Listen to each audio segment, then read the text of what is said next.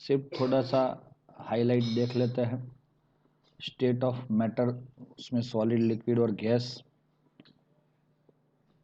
Introduction देखा था हमने।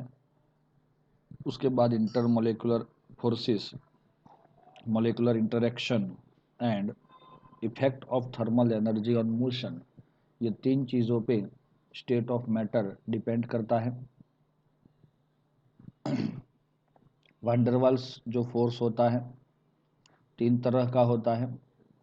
नॉन पोलर के साथ, अगर नॉन पोलर और नॉन पोलर के साथ मॉलिक्यूल के बीच में जब लगता है तो that is the dispersion force और London force. Then second is polar, polar होगा तो dipole dipole force. And if it is a polar with a non-polar then it is a dipole and induced dipole। अच्छा, इसमें भी simple MCQ ऐसा आएगा, HCl कौन सा टाइप का वो बॉन्ड बनाता है, इसमें से HCl और HCl के बीच में कौन सा टाइप का बॉन्ड बनता है? Very good. दूसरा भी एक क्वेश्चन आ सकता है, चलो आपको मैं पूछ रहा हूँ, आप लोग आंसर देना मुझे। CO2 एंड HCl, ये तीन में से कौन सा बॉन्ड देता है?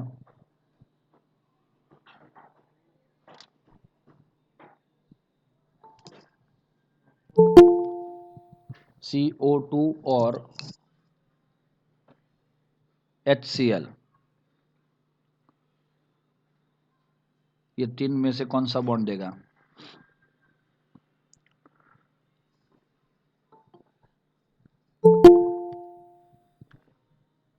Yes Trisha, dipole and induced dipole means polar and non polar, क्योंकि हमारा जो HCl है वो पोलर है लेकिन CO2 जो है वो नॉन पोलर है, इसीलिए ये उस टाइप का रहेगा। ऐसे ही कुछ न कुछ एग्जाम्पल देके आपको पूछ सकते हैं, तो आपको इतना पता चल जाना चाहिए कि कौन सा मॉलिक्यूल पोलर है और कौन सा मॉलिक्यूल नॉन पोलर है। समझ में आ रहा है? यस, आगे जा रहे हैं। चलो, हाइड्रोजन बॉन्ड भी था, तो वो तो मैंने बताया था आपको कि जो आगे पढ़ा है सिमिलर वही है, इसीलिए इसके बारे में हम डिस्कस ज़्यादा नहीं करेंगे। अब हम जा रहे हैं कुछ स्पेसिफिक गैसियस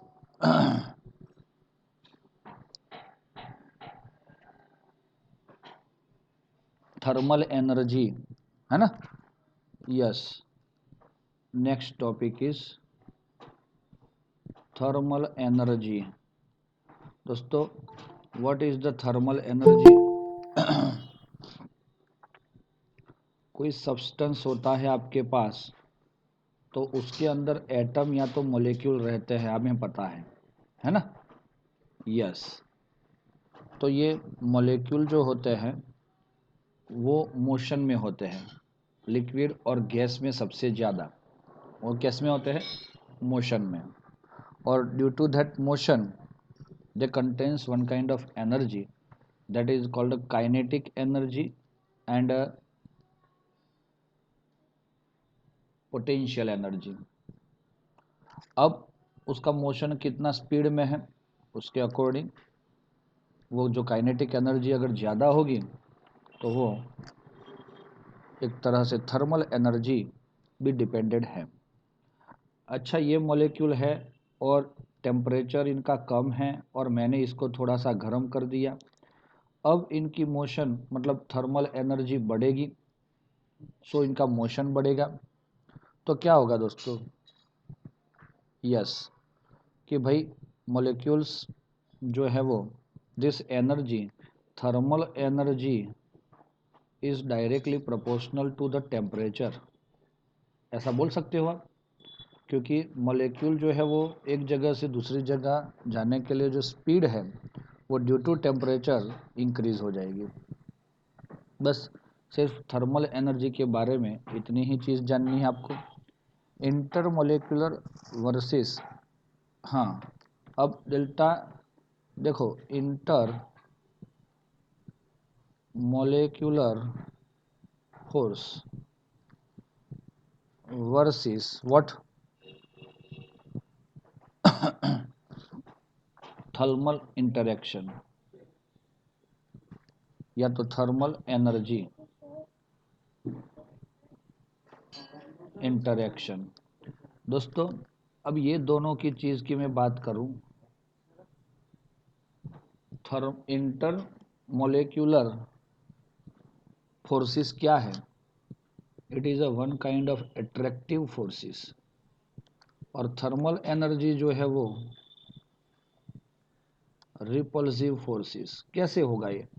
क्योंकि थर्मल एनर्जी की वजह से ही मॉलिक्यूल एक दूसरे से दूर रहना चाहते हैं, और इंटर मोलेक्युलर फोर्सेस की वजह से मॉलिक्यूल एक दूसरे के नज़दीक रहना चाहते हैं। क्लियर है ये? हमारी जो स्टेट है मैटर के, सॉलिड बनेगा, लिक्विड बनेगा कि गैस बनेगा, ये डिपेंड किस पे है? That everything is depend on this both forces, thermal interaction and intermolecular interaction.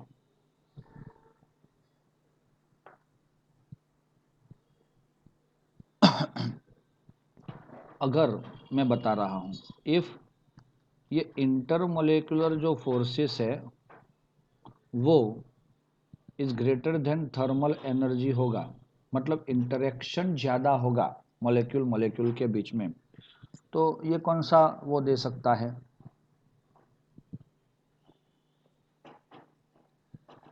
Thermal energy अगर लेस है, समझ में आया कि नहीं? तो मतलब कि उसका टेम्परेचर कम है। अगर टेम्परेचर कम है तो आपको ये ज़्यादातर ऐसे मॉलिक्यूल कैसे दिखते हैं? सॉलिड। थोड़ा सा इसमें अगर हम बताएंगे कि थर्मल एनर्जी अगर थोड़ी इंक्रीज होती है, मतलब कि मॉलिक्यूल थोड़े मूवमेंट में आते हैं, तो हमें वो क्या देगा? लिक्विड। लेकिन अगर thermal energy thermal energy is greater than intermolecular forces then it is a gas, क्योंकि मॉलिक्यूल एक दूसरे के बहुत ही फार चले जाते हैं। क्लियर है? इसका मीनिंग क्या हो जाएगा मैं बता रहा हूं, गैस,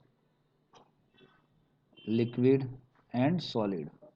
तो दोस्तों आप लोग मुझे बताओ कि आपको गैस से सॉलिड की ओर जाना है तो क्या बढ़ेगा?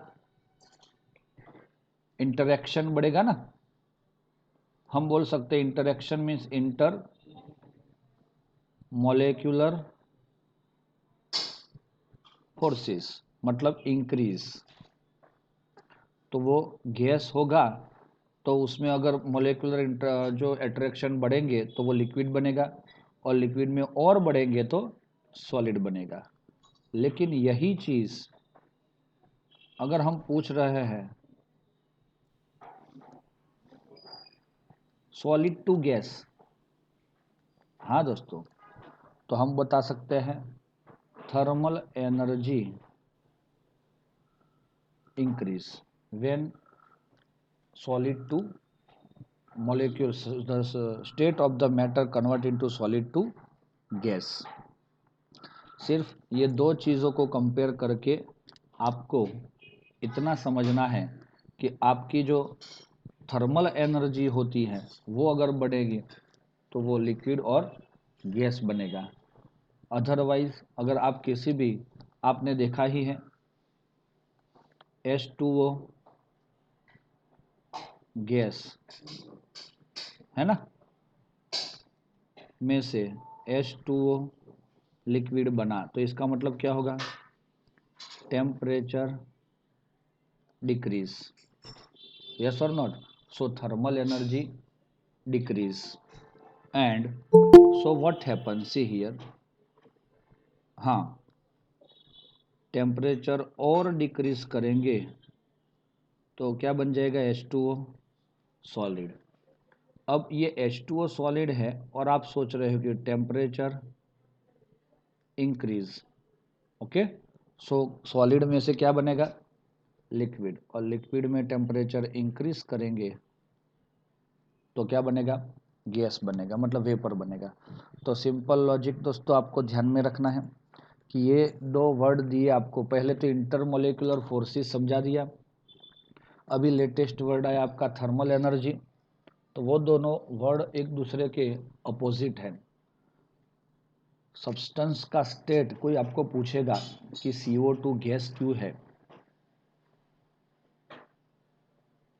या तो कोई पूछेगा कि आइस सॉलिड क्यों है, या आयरन सॉलिड क्यों है, या कोई भी सब्सटेंस, हम बोलेंगे कि भाई वाटर है वो लिक्विड क्यों है, तो ये चीज़ जो है वो आप उसका आंसर ये दे सकते हो कि भाई इंटरमोलेकुलर अट्रैक्शन फोर्सेस और थर्मल एनर्जी का जो रिलेशन है उसके अकॉर्डिंग आप जो फेस दिख रहा है आपको उसके अकॉर्डिंग आप आंसर दे सकते हो। समझ में आया? कि अगर कोई पूछेगा कि भाई ये ऑक्सीजन गैस क्यों है, तो क्या बोलोगे? Intermolecular forces are less than thermal energy, so they are in a gaseous state. तो इतना आपको ये रीज़न मिल गया। किसी को अगर कोई क्वेश्चन है तो उसके बारे में समझाने का। ये क्लियर है दोस्तों? अब हमारे ये चैप्टर में हमने बताया था कि हमें दो स्टेट ही पढ़ने हैं, गैस एंड लिक्विड। तो दोस्तों यही पढ़ना है।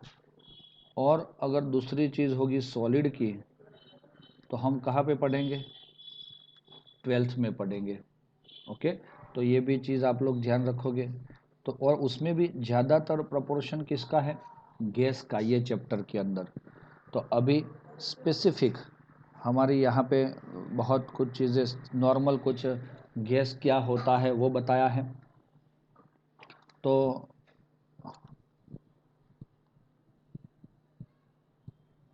gaseous state, if we want to learn about the gaseous state, what we can do here? दोस्तों ये हमारा अर्थ है, ऐसा हम मान सकते हैं। अर्थ के स्पेसिफिक डिस्टेंस तक क्या रहता है? ट्रोपोस्फियर। और उसके नीचे जहाँ पे हम रहते हैं, है ना? यस। तो ये ट्रोपोस्फियर के नीचे क्या होता है दोस्तों? गैसेस होते हैं। अगर ये गैस ये एरिया में नहीं होते तो हम जी नहीं सकते। पता है ना ये तो? यस। तो ऐसे ट्रोपोस्फियर के नीचे एटमॉस्फियर का जो है लेयर, उसके अंदर क्या होते हैं? कुछ गैसेस है। They protect us from the sunlight, do you know? Yes. एक तो आता है वो कौन? ओजोन। और उसके बाद भी ये गैसेस भी हमें क्या करते हैं? प्रोटेक्ट करते हैं, और ये वो हमारे लिए बहुत ही आवश्यक है। अच्छा, ये ग्रीन वाले जो एटमॉस्फियर बोला, उसमें कौन से गैसेस होते हैं? नाइट्रोजन होता है। Yes sir, 78% around. दूसरा होता है O2, हमें सबसे ज़्यादा प्रिय है, 21%। तीसरा क्या होता है? CO2, कितना परसेंट पता है? 0.03%। एंड ऑल्सो वाटर गैस, मतलब वेपर भी इसके अंदर होता है। तो दोस्तों मैं इतना बताना चाहूँगा। अब ये प्रोपोर्शन क्यों नहीं दिखाया सर इसका? तो ये वेरिएबल रहता है हर जगह पे, प्लस माइनस बहुत ज़्यादा। बाकी मैं बता रहा हूँ कि ये 78 + 29 मीन्स अराउंड 99% केसेस ये दोनों में ही आ जाते हैं। बाकी के 1% में बाकी के जितने भी पॉल्यूटेड गैसेस है वो सब उसके अंदर आते हैं, जैसे कि argon, CO2 vapour, SO2, NO2, N2O, ozone भी होता है। तो ये सारी चीज़ 1% के अंदर आ जाती है। उसमें भी ज़्यादा ये तीसरे नंबर पे आर्गन आता है, ये भी आप लोग याद रखना। आगे जा रहे हैं कि भाई अब हमें ये तो सिर्फ गैस क्या है और कौन है, हमारे लिए कितने इम्पोर्टेंट है, उसके लिए हमें कुछ बताया गया था। और पीरियोडिक टेबल में कौन से एलिमेंट है कि जो गैसियस है। अगर कोई आपको पूछेगा तो 11 एलिमेंट ऐसे हैं पीरियोडिक टेबल में जो गैसियस है दोस्तों। स्पेसिफिकली उसको याद रखना है आपको। हाँ, समझा रहा हूं मैं। हाँ,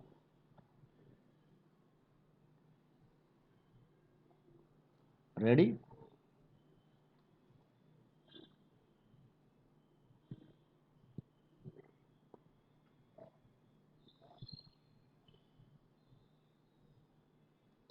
चलो दोस्तों, सर ये पी ब्लॉक ही क्यों दिखाया हमें? क्योंकि नॉन मेटल जो होंगे वही क्या होंगे? गैसियस। मेटल, कोई एक भी मेटल ऐसा नहीं है कि जो गैस हो। इसीलिए आपका ये पूरा एस ब्लॉक की बात की जाए, डी ब्लॉक की और एफ ब्लॉक की बात की जाए, वो सब तो क्या है? मेटल है, मेटल है और मेटल है। इसीलिए अगर हम gaseous element in periodic table देखना चाहेंगे तो सबसे पहले मैं बताऊंगा आपको कि हमारे ये हे, नयन, अरे, करझे, रेडन, ये जो एलिमेंट है helium, neon, argon, krypton, xenon and radon, they are gaseous. पहले तो ये हो गया, समझ में आया? उसके बाद एफ सी एल, तो सर ये बी आर और आई क्या है? ब्रोमीन लिक्विड है और आयोडीन सॉलिड है। चलो, समझ में आ रहा है कि नहीं? इसके बगल में ये कौन आया? ऑक्सीजन। हाँ दोस्तों, लेकिन सल्फर गैस नहीं है। वो जमीन में से ही आपने वो फ्रास्ट मेथड या कोई 10th में कोई मेथड पढ़ा था, उसमें से ही आप गेन करते थे और वो लिक्विड में मिलता था और जम के वो सॉलिड हो जाता था। नाइट्रोजन, दैट इज ऑल्सो, उसके बाद phosphorus also solid, so it is in a gaseous state.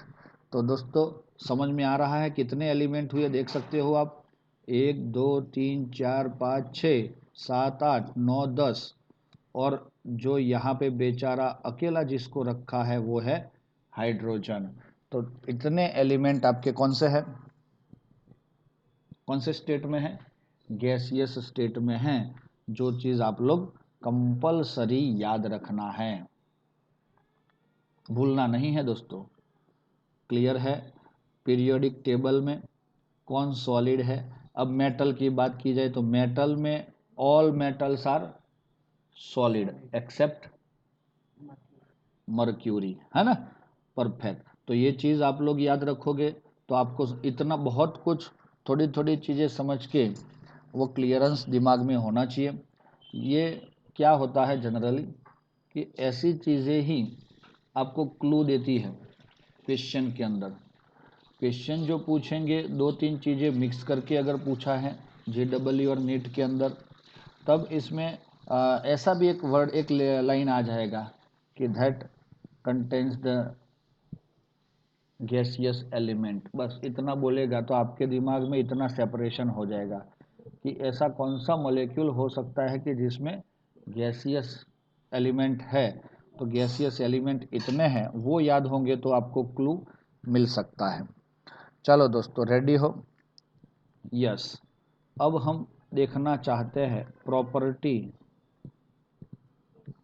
Of gas. क्या देखना चाहते हो? Property of gas. तो दोस्तों, अब गैस की जो प्रॉपर्टी है वो सबसे पहले तो हमें पता होना चाहिए कि दैट इज द कंप्रेसिबल है। ये कंप्रेसिबल का क्या मीनिंग होगा? है? हाँ, yes, we can compress it and can convert into liquid. दूसरी चीज, वाटर और आइस मतलब लिक्विड और solid can not compressible, they are non compressible. क्योंकि आपने सपोज मैं बता रहा हूँ कि एक ग्लास के अंदर, ये ग्लास के अंदर पानी भरा है, इतना फुल फिल था।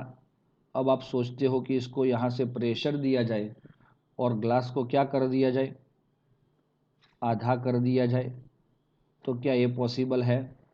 नहीं है, because water means liquids are non compressible. दूसरी चीज़, अगर सिमिलर ही आपने किसी कंटेनर में गैस भरा था, है ना, अगर इसको आप प्रेस करके स्मॉल कंटेनर में डालना चाहते हो तो that is possible. So your gaseous are compressible. Second भी लिखा है कुछ कि अगर हमने ये कंटेनर में गैस को भरा है तो उसके जो मॉलिक्यूल है, yes this molecules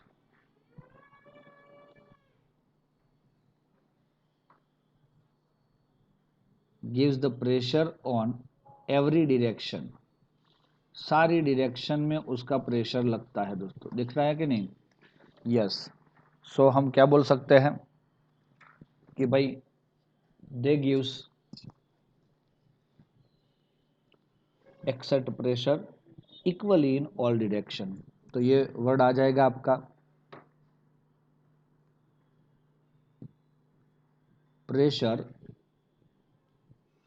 equally at all direction. चलो नंबर 3 क्या होगा? यस दोस्तों, नंबर 3 वो है डेंसिटी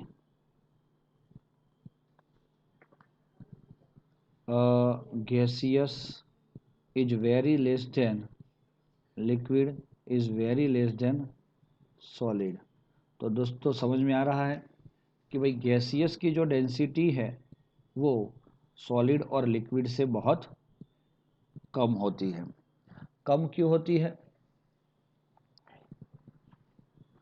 क्योंकि डेंसिटी का फॉर्मूला क्या है? मास अपॉन वॉल्यूम। आपने ये कंटेनर में वॉल्यूम, एक कुछ वॉल्यूम है 1 लीटर का कंटेनर, उसमें आपने गैस भरा है, लेकिन उसका मास कितना होता है? बहुत ही कम।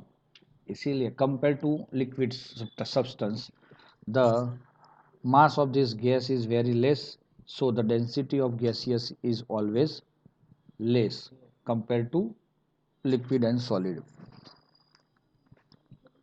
Definite shape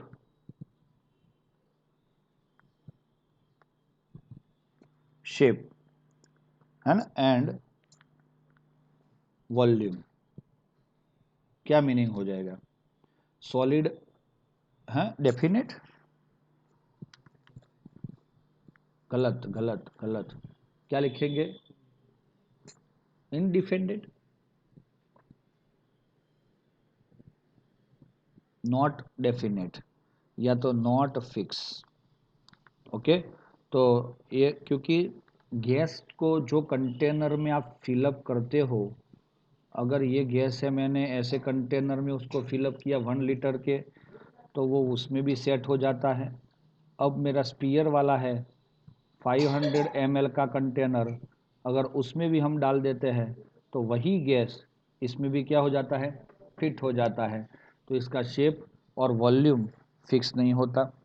आगे जा रहे हैं, उसको जो वेसल में हम डालेंगे उसी का ही वो शेप और वॉल्यूम कंटेन करता है।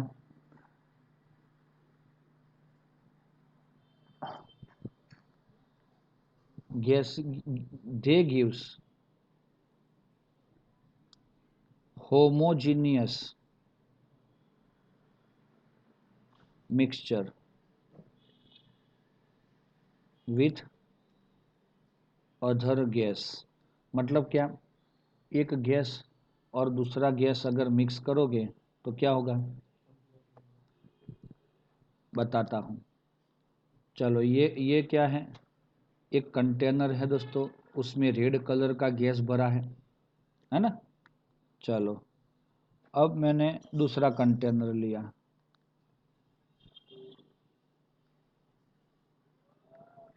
उसमें कौन से कलर का गैस भरा है, ग्रीन कलर का। अब हम ये दोनों को बहुत दूसरे तीसरे कंटेनर में भर देते हैं। तो दोस्तों what happen, they are mixed properly with each other and gives the homogeneous mixture. Ready?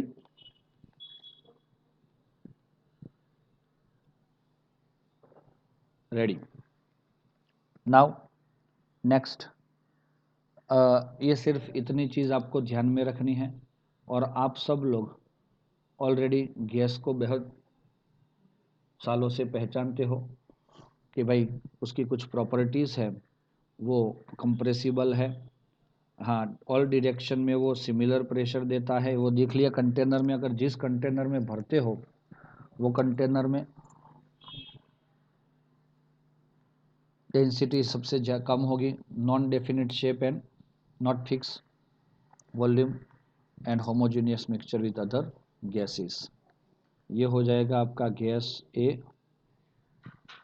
Gas B, gas A plus B. तो समझने के लिए है ये सब दोस्तों। अब हम जा रहे हैं कहीं आगे। द लॉ ऑफ गैस, हाँ, ये गैस लॉ क्या है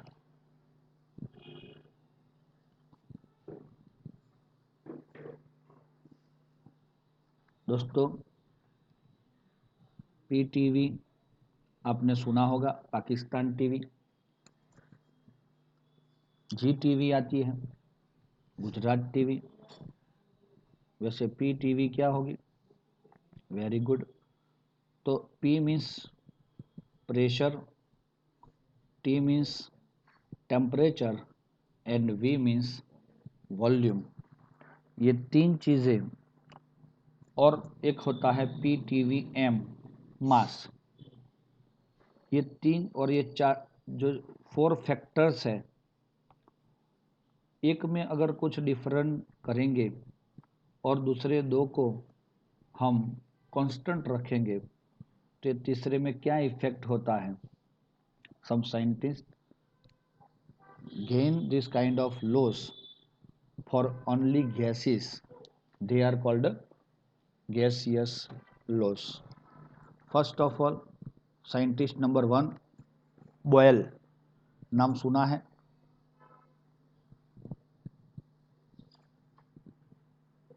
दोस्तों बॉयल को जानते हो? बढ़िया नाम है। ये बॉयल नहीं है, ये बॉयल है। बॉयल ने क्या बताया पता है आपको? नहीं पता? पता है दोस्तों बॉयल ने क्या बताया था? जागते हो?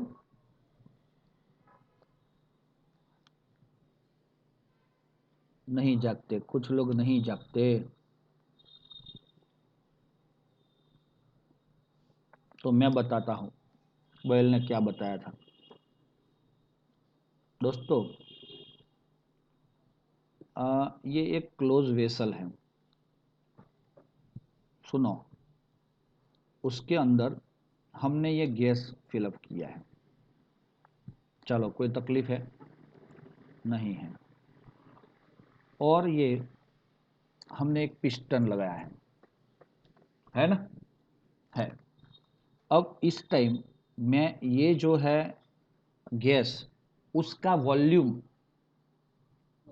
इनिशियल कंडीशन में मैं इसका वॉल्यूम V1 बोलता हूँ, और ये जो प्रेशर यहाँ से दे रहे हैं उसको मैंने P1 बोला। क्या बोला? P1। एक गैस का कंटेनर है और उसके अंदर वो एक प्रेशर कुछ दिया हुआ है, नेचुरल जो होगा उतना, और वो गैस का वॉल्यूम को V1 और प्रेशर को P1 बोला है। टेम्परेचर कांस्टेंट है क्योंकि मैं सेम टेम्परेचर पे ही कुछ अलग इसमें चेंजेस करना चाहता हूँ। दूसरी चीज़, मास क्या है? कांस्टेंट, क्योंकि मैंने जितना गैस लिया है उसमें मैं ज़्यादा ऐड करूँगा नहीं, जितना है उतना ही रखूँगा। अब मैं क्या कर रहा हूँ बताओ मुझे। ये प्रेशर जो था थोड़ा सा मैंने इंक्रीज कर दिया, है ना? तो इंक्रीज कर दिया तो क्या हुआ दोस्तों? पिस्टन कहाँ चला गया? नीचे की ओर गया। Very good. तो उस प्रेशर को मैंने P2 बोला। P2 बोला तो ये गैस का जो वॉल्यूम था वो क्या हो गया है? V2।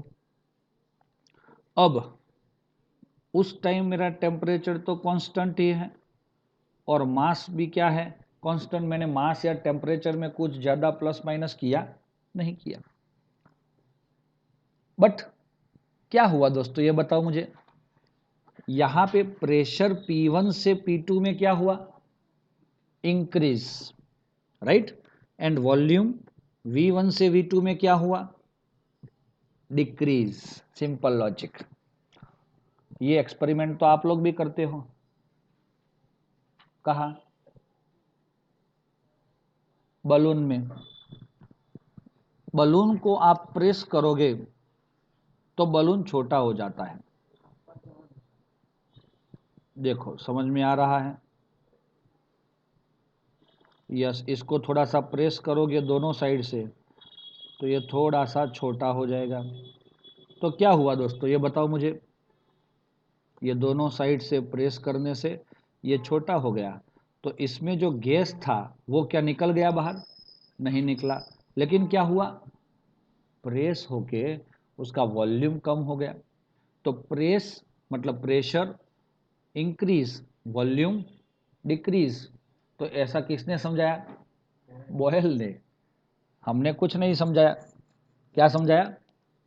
कि if at a constant temperature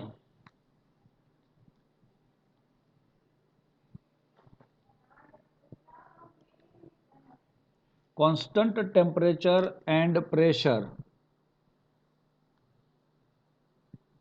sorry, constant temperature, the pressure of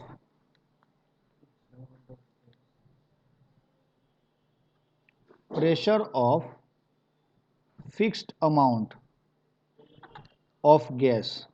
दोस्तों फिक्स्ड अमाउंट मतलब क्या? मास, है ना? एक तरह से हम मास या मोल भी बोल सकते हैं।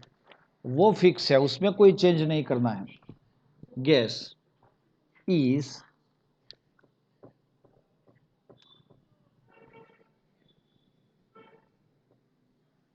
इनवर्सली प्रोपोर्शनल विथ, इनवर्सली का मतलब क्या हुआ?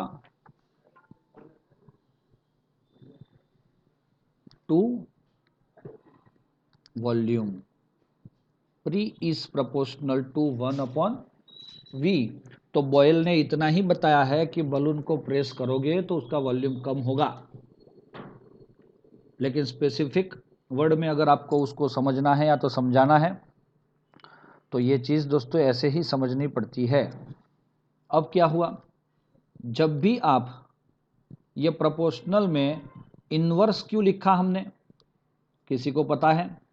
क्योंकि प्रेशर इंक्रीज करने से वॉल्यूम डिक्रीज होता है। जब एक चीज़ आप इंक्रीज करते हो और दूसरी चीज़ डिक्रीज होती है तो इन्वर्स माना जाता है। अगर दोनों एक इंक्रीज करने से दूसरा इंक्रीज होता है तो दोनों डायरेक्टली प्रोपोर्शनल बोल सकते हो। अब क्या कर रहे हैं हम यहाँ पे पता है? ये प्रोपोर्शनल अगर रिमूव करते हैं तो we want to put here proportionality constant. क्या भाई? Proportionality constant P is equal to K upon V। कुछ समझ में आ रहा है? यस दोस्तों। और इसीलिए हाँ ये अब मैं आपको कुछ स्पेसिफिक बताता हूँ यहाँ पे, तो इसके ऊपर आपका फोकस होना आवश्यक है। मैंने जिस पे ये ग्रीन सर्कल किया उसकी जगह हमने क्या लिखा? Equal to and proportional. तो याद रखो, जब प्रोपोर्शनल रिमूव किया जाता है तो प्रोपोर्शनलिटी कांस्टेंट तो रखते ही है, लेकिन दोनों के बीच में क्या आ जाता है? इक्वल आ जाता है। ओके दोस्तों। और इसीलिए चलो आगे जा रहे हैं। PV इज इक्वल टू के लिख सकते हैं, हम लिख सकते हैं दोस्तों। PV is equal to K नहीं लिख सकते। Pressure into volume is equal to K means constant. तो ये प्रेशर और वॉल्यूम का मल्टीप्लिकेशन ऑलवेज क्या रहता है? कांस्टेंट ही रहता है। अगर ये different condition number 1 and condition number 2 के लिए अगर यही चीज़ आप लगाओगे तो P1V1 is equal to K and P2V2 is equal to K. So P1V1 is equal to P2V2। हम ऐसा लिख सकते हैं। P1 upon V1 sorry P1 upon P2 is equal to V2 upon V1, ये भी लिख सकते हैं ना। तो इसके अकॉर्डिंग जो भी है आप किसी एक को भी याद रख सकते हो कि ये हो जाएगा आपका बॉयल्स लॉ। क्या होगा? Boyle's law. कुछ ग्राफ में आपको समझाना चाहूँगा दोस्तों, अगर आपकी इच्छा होगी तो। चलो आपकी इच्छा है ग्राफ को समझने की। कुछ बच्चे ना बोल रहे हैं तो कोई बात नहीं। अच्छा है। Graph number 1 P versus V, मतलब प्रेशर वर्सेस वॉल्यूम।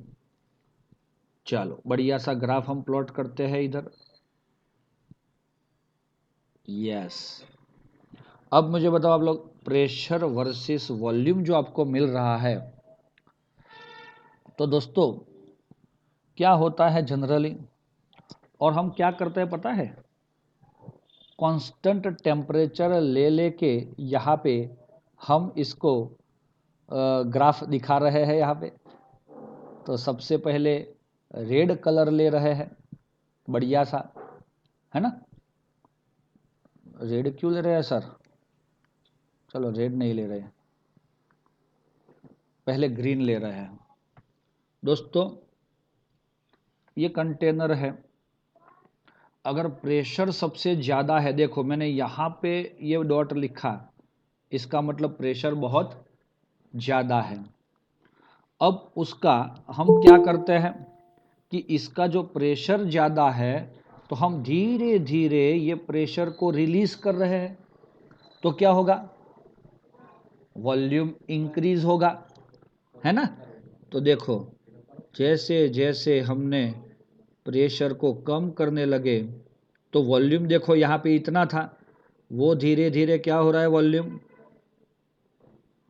दोस्तों क्या हो रहा है? ओहो हो, यस, वॉल्यूम इंक्रीज हो रहा है। जैसे जैसे प्रेशर डिक्रीज कर रहे हैं वॉल्यूम इंक्रीज हो रहा है। आपका ये टेम्परेचर हम बोलते हैं T1। क्या बोलते हैं? T1। चलो दोस्तों, अब ऐसी ही कंडीशन मैं दूसरा कोई टेम्परेचर लेके आपको पूछना चाहता हूँ, तो आप यही बोलोगे कि ग्राफ तो सिमिलर ही आएगा।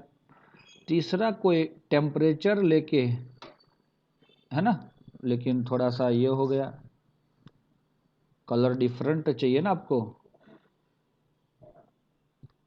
यस यस यस, तो बोलते क्यों नहीं? हाँ हाँ।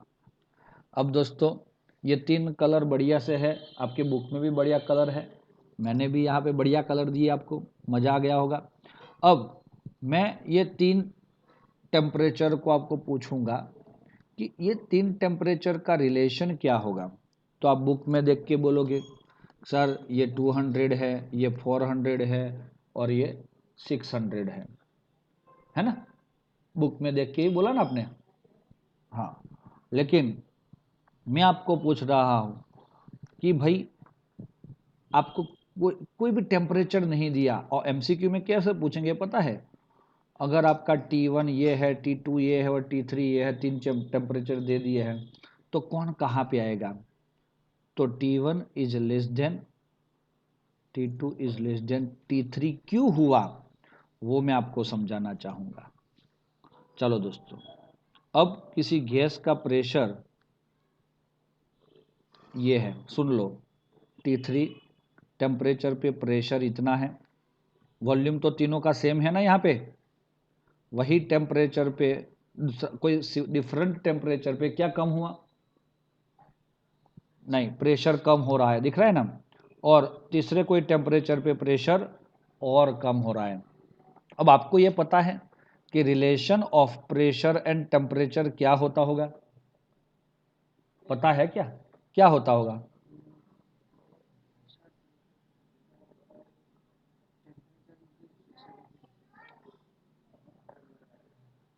बलून है, बलून, बलून बलून है, बलून देखा है ना आपने।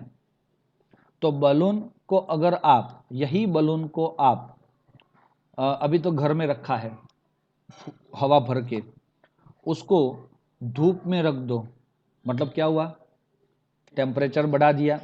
चलो बोल क्या होता है।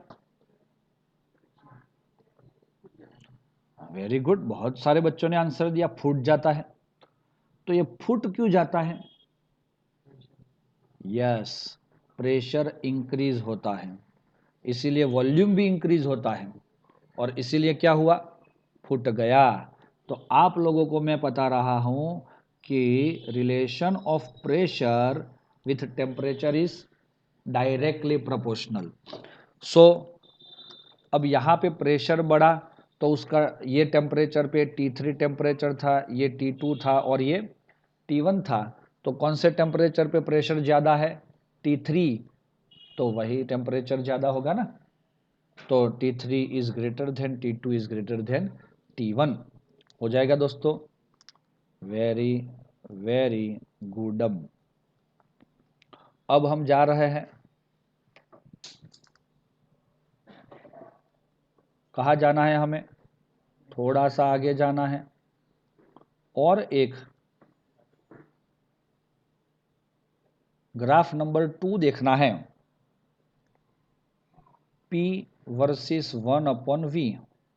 ये अब दोस्तों ये दोनों का रिलेशन क्या है आप बता सकते हो।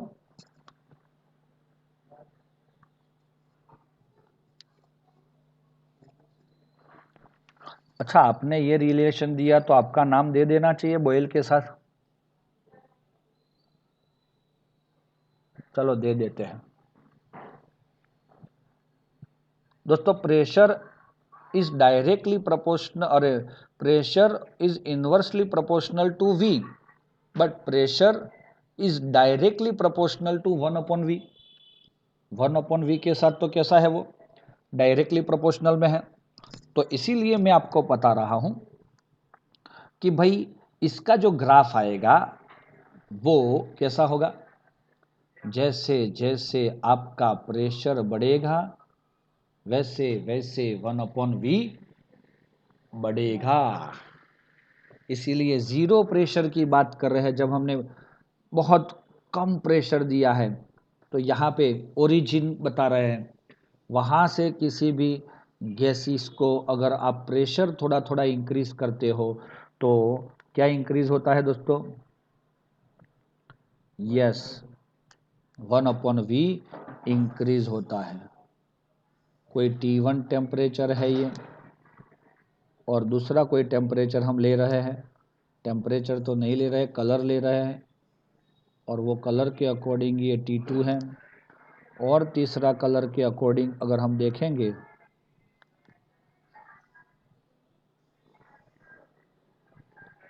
T3 मिलता है। चलेगा दोस्तों, चलेगा ना, बताओ यार। अब ये तीनों का रिलेशन क्या होगा, ग्रीन ब्लू और रेड का, बुक में देख के बताओ चोर लोग। मैंने ऐसे ही बोला था कि बुक में देखो, फिर भी लोग देख रहे हैं। T1, T2, T3। दोस्तों आपको मैं बताऊं कैसे आप डिसाइड करोगे कि भाई कौन ज़्यादा है और कौन कम है। तो आप फिर से एक बार कंपेयर करो टेम्परेचर को प्रेशर के साथ, दिख रहा है ना, जैसे हमने पहले वाले ग्राफ में जैसे कंपेयर किया, सिमिलरली दूसरे वाले ग्राफ में भी करेंगे। तो प्रेशर किसका ज़्यादा आया, T3 का, T2 का थोड़ा कम है और T1 का सबसे कम है, तो टेम्परेचर भी T3 ही बड़ा होना चाहिए। अब आप कैसे भी इसको समझ लो, वो आपकी मर्जी रहेगी दोस्तों, वो ध्यान में रखना है। अब ये जो आपके रिएक्शन है, अरे सॉरी, जो भी आप कर रहे हो यहाँ पे प्रोसेस, उसमें टेम्परेचर कांस्टेंट है ना। अगर टेम्परेचर कांस्टेंट होता है तो this kind of terms are known as isotherm. ये वर्ड आता है, आइसो का मतलब सेम होता है, आइसो का मतलब क्या होता है, सेम, और थर्म का मतलब होता है टेम्परेचर। थर्म आया थर्मोमीटर से है, नहीं थर्मोमीटर से नहीं आया, थर्म आया थर्मल एनर्जी से, थर्म आया टेम्परेचर से, इसीलिए थर्मोमीटर का नाम थर्मोमीटर रखा, क्योंकि उससे हम क्या मेज़र कर सकते हैं, टेम्परेचर मेज़र कर सकते हैं। कुछ लोगों को शायद मेरी बातों से सिरदर्द कर रहा होगा, लेकिन ये सही है दोस्तों कि मैं बातें ही ऐसी करता हूँ। अब आगे जा रहे हैं। दोस्तों आपको पता है कि अब बॉयल का जो रूल है उसको डेंसिटी के साथ कंपेयर करना है। किसके साथ, डेंसिटी, नाम तो सुना ही होगा। यस, डेंसिटी का फॉर्मूला क्या है, D is equal to mass upon volume, है ना। यस दोस्तों, so what is V here, V is equal to volume, and so we can say V is equal to mass upon density, yes or not।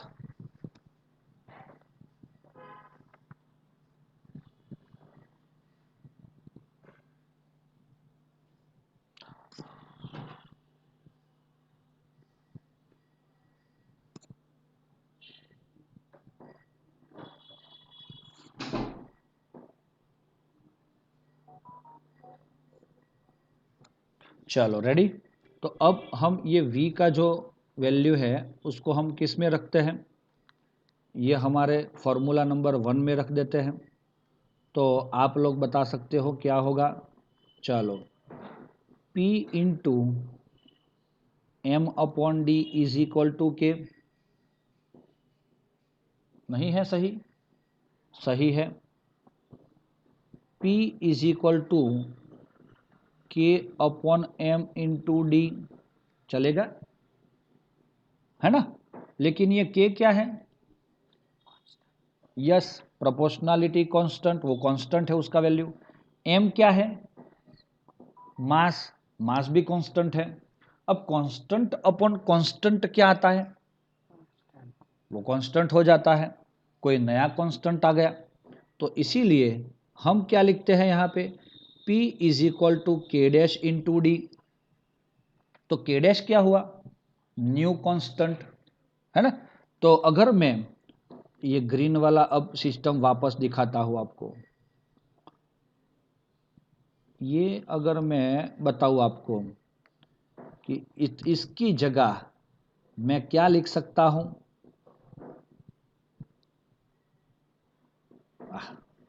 P is proportional to D लिख सकता हूं, क्योंकि ये green वाला ऊपर है, देखो proportional remove करोगे तो इक्वल एंड कांस्टेंट लिखना होगा, तो इक्वल एंड कांस्टेंट रिमूव करोगे तो प्रोपोर्शनल आ जाएगा।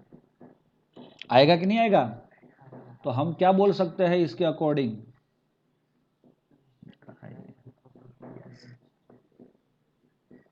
तो लास्ट सेंटेंस है इसमें, this shows that at a constant temperature pressure is directly proportional to the density of fix amount of gas.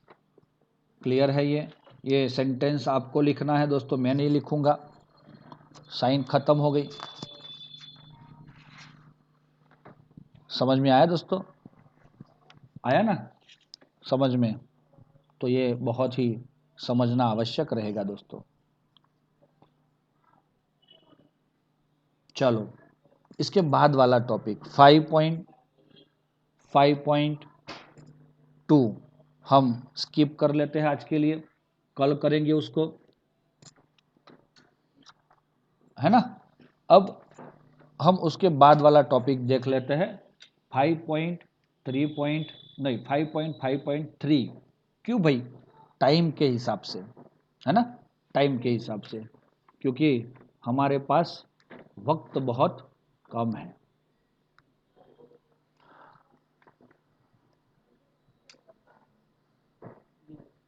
गैल्यूसेक्स लो, ये गैल्यूसेक कौन है? बेचारा ये भी साइंटिस्ट ही होगा ना, तभी तो उसका नाम आया है। तो दोस्तों आपको पता है इसने कौन सा लॉ दिया है? क्या दिया है बताओ? कुछ बच्चे बता रहे हैं कि पता है।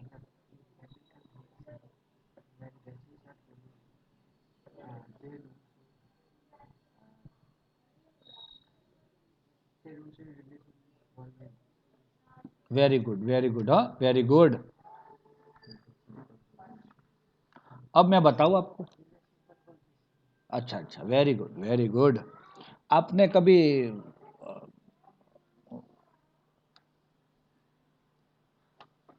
पिकनिक या तो हम बोलते हैं कि टूर पे गए हैं, गए हैं ना? हाँ, समर में गए हैं। हाँ जाते हैं, कुछ लोग अंडमान निकोबार की तरफ भी जाते हैं और कहीं पे भी जाते हैं लोग। आप सबको पता है कि भाई, अच्छा ये कार है हमारी, हाँ याद रखना, अब जैसी भी है लेकिन ये अपनी कार है। चलो, आपको पता है कि समर में कार के टायर के अंदर पंक्चर होने के चांसेस सबसे ज़्यादा होते हैं। क्या रीज़न है उसका? यस, टेम्परेचर बढ़ जाता है। तो टेम्परेचर बढ़ने से इसके अंदर बेचारा जो गैस है वो थोड़ा सा क्या हो जाता है? गर्म हो जाता है, और इसीलिए थर्मल एनर्जी इंक्रीज हो जाती है, तो इसका मोशन बढ़ जाता है, इतना याद रखना। तो वो जो सरफेस पे क्या करता है?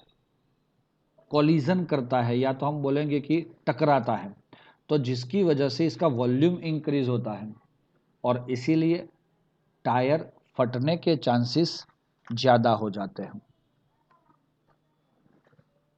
इसीलिए आपको क्या करना पड़ता है? समर के अंदर कार के टायर के अंदर जो एयर है वो खाली कर देनी चाहिए, नहीं वो कम रखनी चाहिए। क्योंकि क्या होगा कि अगर वो कम है और टेम्परेचर बढ़ रहा है तो भी वो अनदर जो स्पेस है, एम्प्टी स्पेस को भी फिलअप करेगा, तो पंक्चर होने के चांसेस कम हो जाएंगे।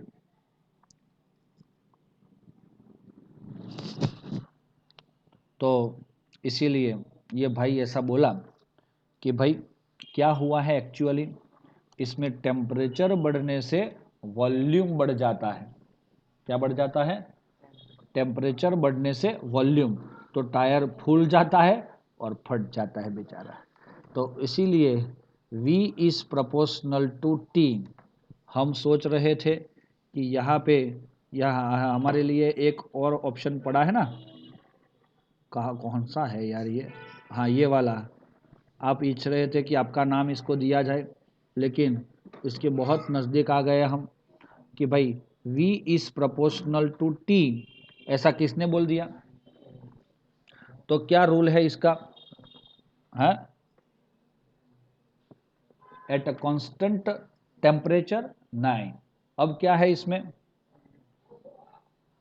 Oh sorry sorry sorry, volume नहीं, प्रेशर, प्रेशर इंक्रीज होता है। हाँ, गैल्यूसेक के according pressure, pressure is directly, क्योंकि प्रेशर बढ़ता है इसीलिए वॉल्यूम भी बढ़ता है, और इसीलिए क्या होता है, ये फूटता है। लेकिन एक चीज़ याद रख लो कि प्रेशर बढ़ने से टेम्परेचर बढ़ने से प्रेशर बढ़ा और इसीलिए टायर फटता है। तो at a constant volume the pressure of fix amount gas is directly proportional to temperature. लिख सकते हैं ऐसा। अगर हम प्रोपोर्शनलिटी कांस्टेंट रिमूव करेंगे तो इक्वल टू इंटू के लिख लिया, sorry equal to into K into T हो गया ना। तो P upon T is equal to K. ये टायर के अंदर इनिशियली घर से निकले तब प्रेशर कितना था? P1, और उस टाइम टेम्परेचर कितना था? T1। हाईवे पे चढ़ गए, 100 किलोमीटर के बाद आपने देखा तो उसका प्रेशर बढ़ गया, है ना, टेम्परेचर भी बढ़ गया। सो उस टाइम हम बोल सकते हैं P1 upon T1 is equal to P2 upon T2। और ये दोनों का रेशियो भी कैसा रहता है? सेम रहता है। कैसा रहता है? सेम। अगर आपको कोई पूछेगा कि भाई प्रेशर वर्सेस टेम्परेचर का कोई ग्राफ है आपके पास, सेम ग्राफ, तो ये तो आपका ही वो लो इसने ले लिया, गैल्यूसेक ने, जो आप सोच रहे थे वो। तो ये T1, T2 और T3 जो भी आपको पसंद आए वो आप लिख सकते हैं, लेकिन ऐसे T1, T2, T3 नहीं लिख सकते, V1, V2 एंड V3। तो दोस्तों आप लोग बताओ मुझे, what is the relation V1, V2, V3 for this graph? अंदर देख के बताओगे? नहीं। तो दोस्तों बताओ मुझे, ये तीनों में कौन सा वॉल्यूम ज़्यादा होगा, V1, V2 या V3? क्यों भाई, सोच के बताओ।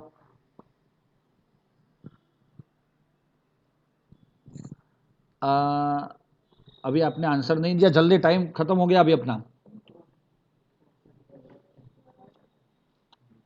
तो मैं बताता हूँ, चलो, आप लोगों को दिमाग नहीं चल रहा है ऐसा लग रहा है। आपने देखा है कि ये वॉल्यूम सर सबसे ज़्यादा लग रहा है, देखो मैं बताता हूँ। यस, है ना, समझ में आया? और इसीलिए हम बोल सकते हैं इधर कि भाई ये वॉल्यूम के अकॉर्डिंग ये P1 होगा ना, ये वॉल्यूम के अकॉर्डिंग ये क्या होगा, और ये वॉल्यूम के अकॉर्डिंग ये P3। अब आप लोग बताओ, बॉयल क्या बोल के गया आपको? बॉयल क्या बोल के गया? Volume is inversely proportional to pressure. तो इसका प्रेशर सबसे ज़्यादा है, सॉरी ये V3, P3, P2 and P1, ये P3 का प्रेशर सबसे ज़्यादा है तो वॉल्यूम सबसे लो होगा। तो हम ऐसा बोल सकते हैं V3 is less than V2 is less than V1। अरे भाई कुछ समझ में आ रहा है? बुक में अंदर जो भी है उसको ये तरीके से समझोगे तो आप समझ जाओगे, उसने उल्टा वर्ड लिया हुआ है, समझ में आया ना? अब यहाँ पे एक चीज़ ही आपको मैं बता के अपना ये जो लेक्चर है उसको हम ख़त्म करेंगे कि इसमें कांस्टेंट वॉल्यूम वर्ड है ना, तो उसको बोला जाता है आइसो कोर। देखो तो, है ना,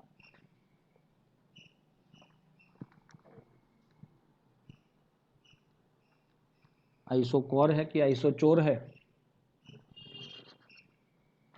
तो ये याद रखना दोस्तों आप लोग। क्लियर है? मेरे ख्याल से आपको समझ में आ गए होंगे ये दोनों लॉस।